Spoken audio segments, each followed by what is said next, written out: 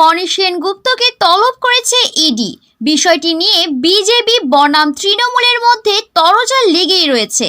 এবার অভিনেতা বনিকেই নাম না করে কটাক্ষ করলেন ঋষি সেন।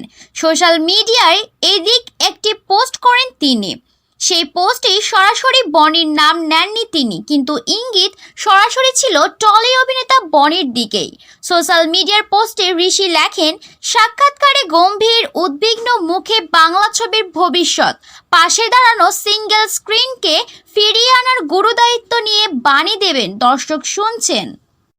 তাদের অভিনয় কেন ভালো লাগে না সেই নিয়ে অভিমান করবেন দর্শক শুনছেন। একের পর একই গল্প নিয়ে ছবি করে যাচ্ছেন এবং মানতে চাইছেন না যে ছবিগুলো তারা বানাতে পারছেন না। তাই নিয়ে সাক্ষাৎকারে চোখ রাঙাচ্ছেন দর্শক শুনছেন। তারপর হঠাৎ একদিন বাংলা ছবির ভবিষ্যৎ বর্তমানে ইডির দরবারে প্রবেশ পেলেন। এইবার দর্শক অবশেষে দেখছেন। প্রসঙ্গত একা বনি সেনগুপ্ত নন, নিয়োগ দুর্নীতি কাণ্ডে ইডির নজরে টলিউডের আরও অন্তত 5 জন অভিনেতা অভিনেত্রী। এদের প্রত্যেকের অ্যাকাউন্টে নিয়োগ দুর্নীতি কাণ্ডে ধৃত কুন্তল ঘোষের কাছ থেকে টাকা গিয়েছিল বলে ইডি সূত্রে খবর।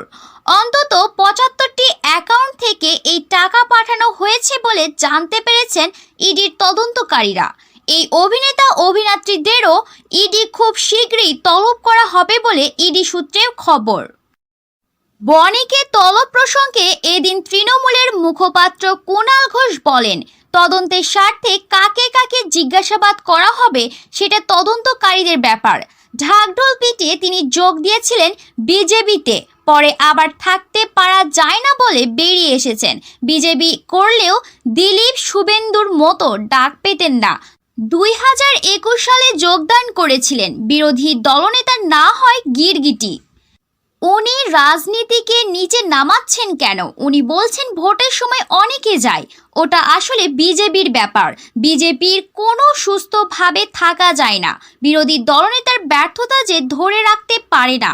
সত্যি সংযোগ থাকলে আইনের পথে